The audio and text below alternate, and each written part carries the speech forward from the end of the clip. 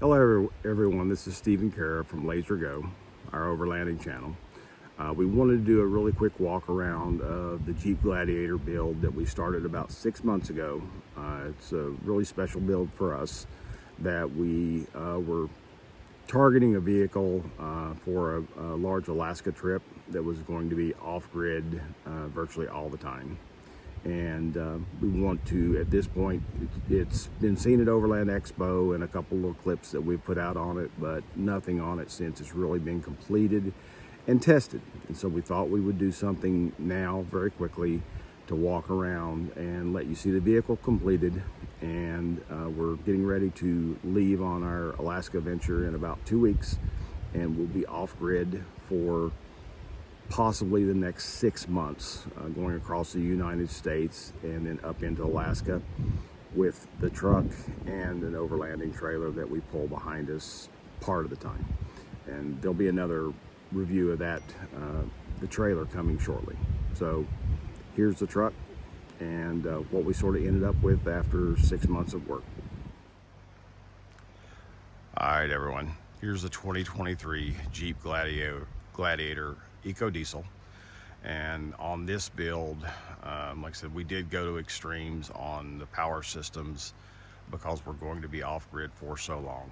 So there's 400 watts of red arc panels on top of the mod cap camper, and that is coupled with a Manager 30 from Red Arc.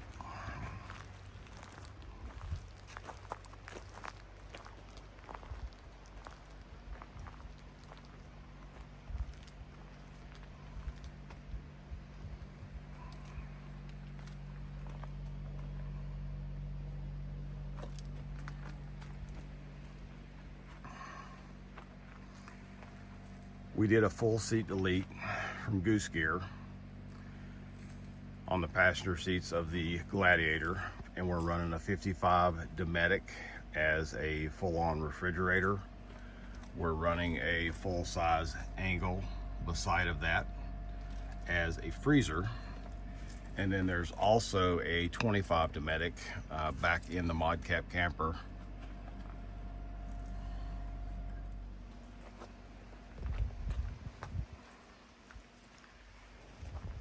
Here's a quick look at the Alley Cab 270 that has had the new bracketry put on it so that the tension of the awning works correctly with the new mod cap campers.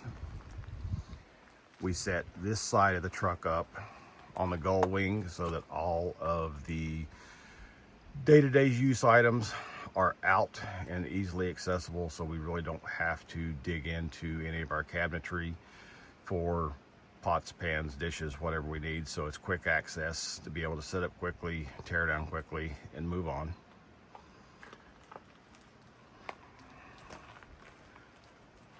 Then we did a dual swing out on the rear with a dual jerry can holder on one side with a chainsaw scabbard.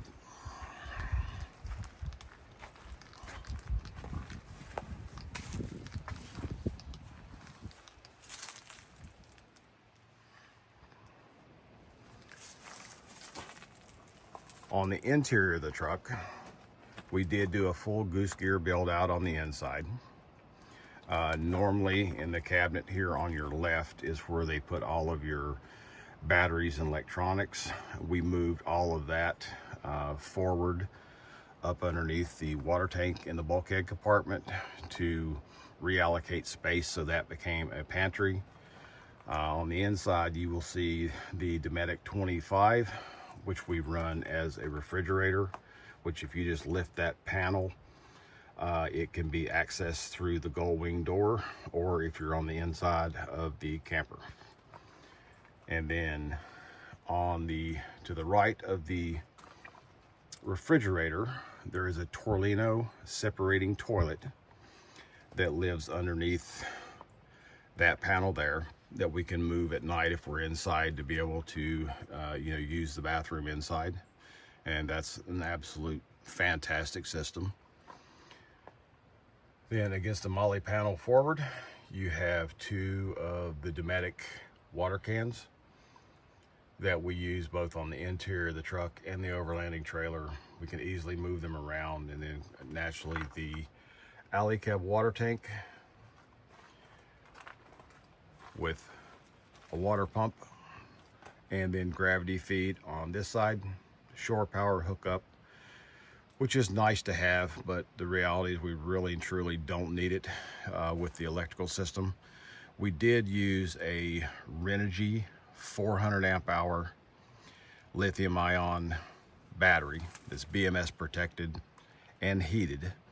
So we really and truly have so much power that we don't really ever worry about running out of power or needing to charge, whether we're on grid or off grid. It just runs the refrigeration, all of our electronics, our cooking implements, and that's paired with a 3,000 watt red arc inverter. And on the back door, when it's open, naturally, is the GP Factor drop down table, our 2-burner cooktop, and then there is a disco, iCamper disco underneath the lid that you see there for setting up and cooking. And of course we did quick connect on the propane.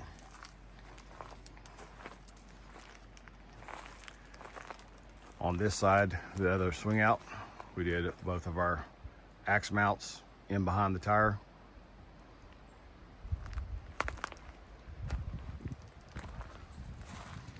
And of course trash bag. And this gull wing is mainly set up with all of the chargers and charging devices that we need, all of our toiletries, towels, things that we need for bathing, first aid, so on and so forth. On this gull wing, of course, naturally, the alley cab shower cube just pulls out right there and drops down. And we do have the full Jolka hot water system that simply ties into the shower head you see right there, hangs on the bracket, and then you have an instant hot shower. On this side, we used 2 of the Pelican cases, and one of those is for my wife's luggage and the other one is for mine. So it's simple to pack, drop them in the truck, one strap, and you're pretty much ready to go. In the interior of the truck, we have way too many electronics. But we run the ARC personal locator, then the Midland 50 watt GRMS radio. There is a satellite phone right next to that, my phone holder for navigation and running Onyx, and then a GoPro and a charging system for my wife's phone.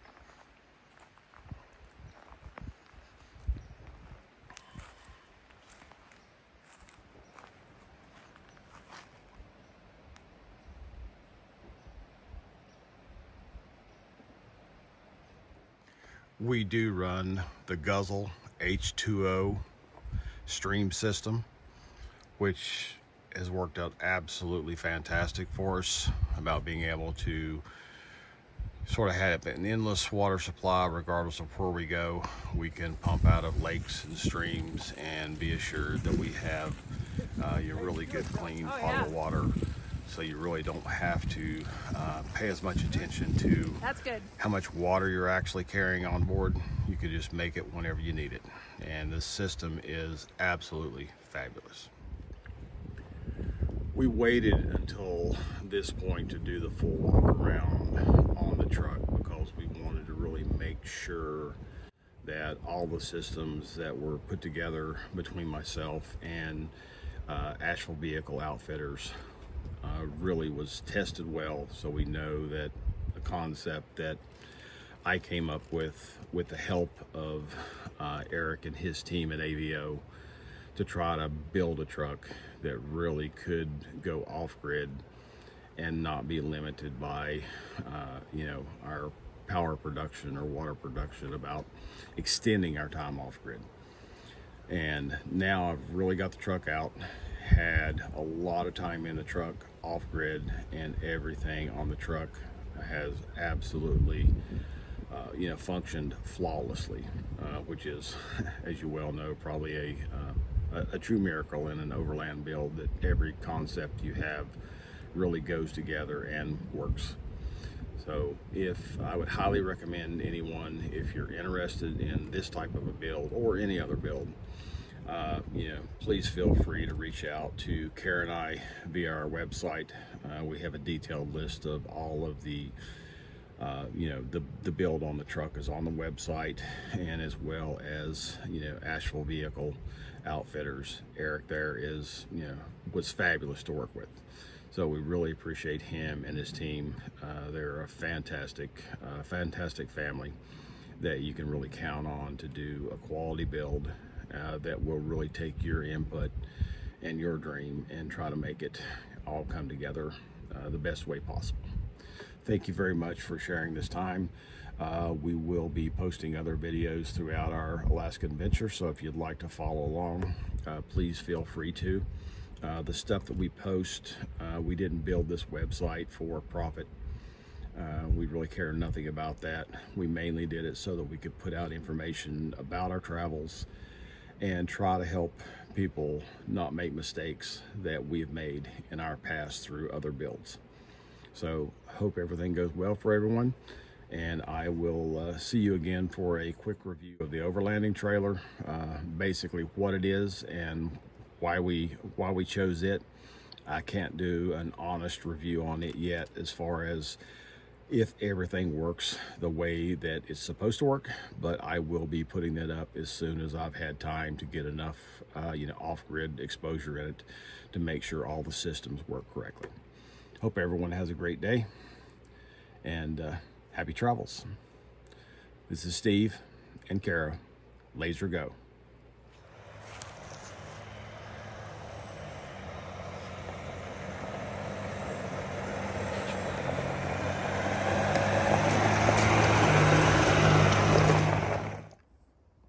This section of the video is called Helpful Tips. This is more specific to the Jeep Gladiator and using the mod cap in a build similar to what we did on this truck. A couple of things that we figured out through this process of building this truck, and part of what's made it such a real pleasure to drive and handle the rugged off-road as well as towing an overlanding trailer. There's some critical things that you should know to hopefully you don't run into some of the issues that we did actually building this truck, finding out the hard way. To start with, on this build, because of the weight of the mod cap and the extensive build, we did on the suspension, we did the AEV high capacity coils on the rear.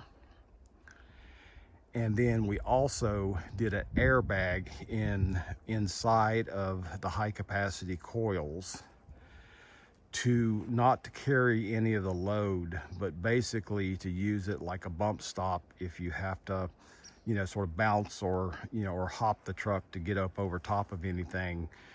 Currently the truck is not setting on the airbags, nor does it ever touch under normal conditions, but having the airbag in there really softens the blow, if you ever have to bounce the truck to get up over, rocks or logs or whatever you're trying to get over.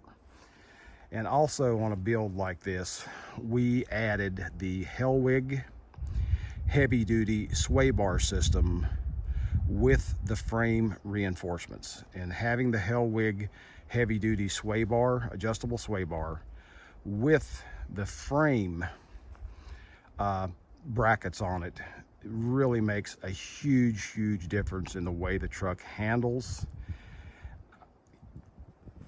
And you don't have to worry about the truck. I mean, there's no lean or anything like that with the truck. You just don't feel like you're carrying the kind of weight that you're actually carrying by using that. And we paired it, with the Mickey Thompson Baja Boss tires, which we were not sure of how they were going to work out, but they have now been tested in sand, snow, mud, you name it. And the tires are absolutely monsters off-road. There's 20,000 miles on this set of tires, and you really can't tell that they have much wear at all on them, if any. They're definitely not a quiet tire, but you're also building an off-road truck and you're looking for the best performing tire with the most traction. And so I would highly recommend that as a tire choice for a Gladiator build like this. One of the other things that you should know, if you're using one of the modern alley cab mod caps and you're going to use the alley cab awning, alley cab has actually changed the amount of material that they put onto their awning structure. So you need to use a special bracket that actually allows you to slide the awning back a little bit more if you're going to use the fireplace in the back, so that you could still retain proper tension on the canvas on the 270 awning, so that you don't get any droop or anything like that, or pooling when it rains.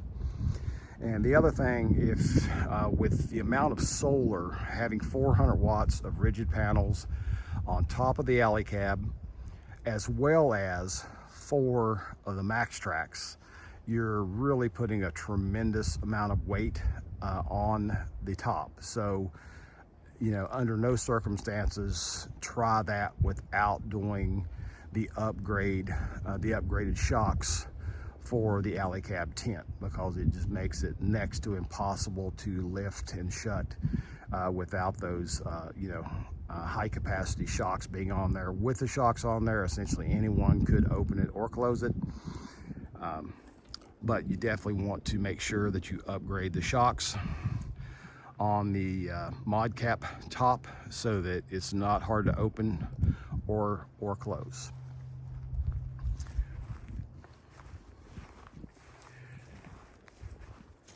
And one of the next issues that we figured out through this build is a little hard to see from the perspective that we have, but with the Trail Rack's roof rack being in front of the alley cab, we have the Starlink Mini mounted on that rack.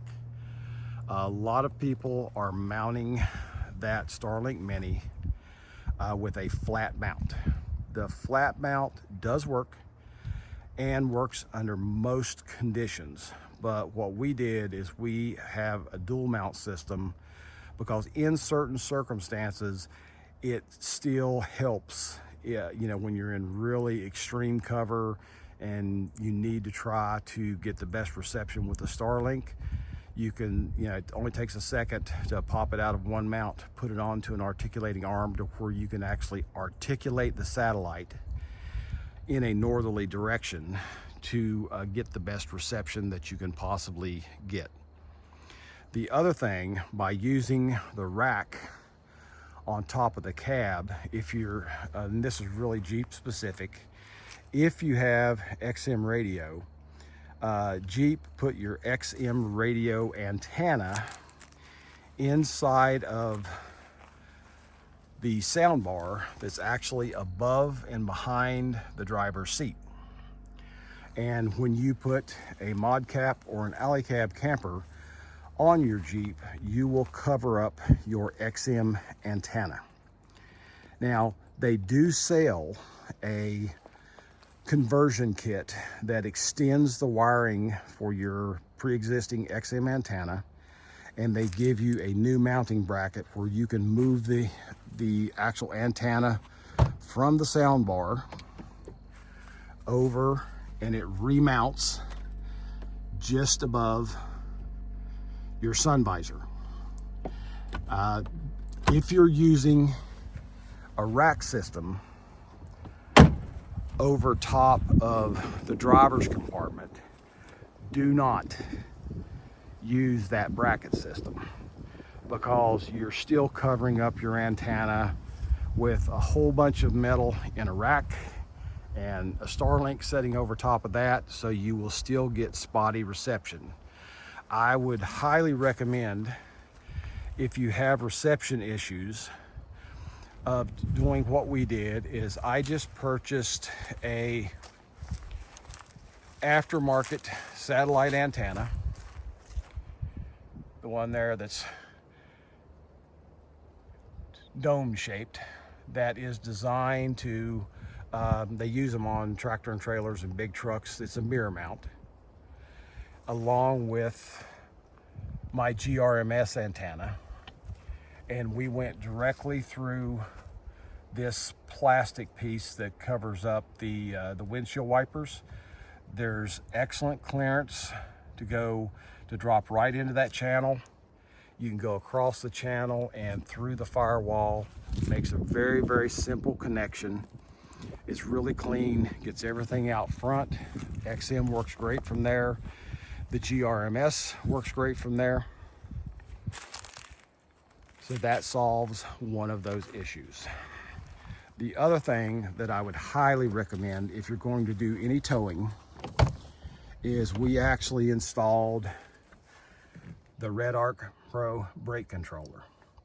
And on any of the Jeeps or the Gladiators, it's a very simple install. Most of them already have the wiring present that's up underneath your dash. So it is a simple plug and play, drill one hole. Probably took a total of maybe 15 to 20 minutes to install the entire system, and having the ability of changing your brake controller for on and off-road use has really, really been nice. That you can, on road, it will perform as a normal brake controller. In the off-road mode, it actually brakes the trailer exactly the same way that you're braking the vehicle. So if you're trying to creep or drop over a ledge, your trailer tires are doing the exact same thing that your vehicle tires are going. So it really makes it nice. So I would highly recommend that system. Very, very easy install.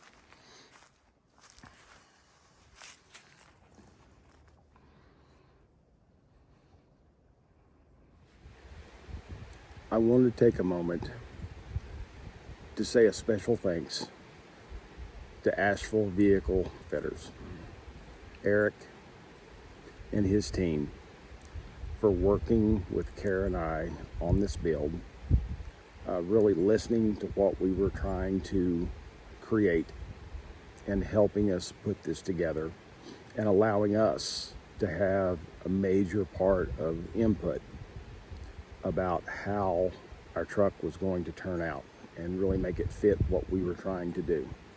I could not have picked a better builder or someone that worked harder to make it turn out exactly how we wanted it to.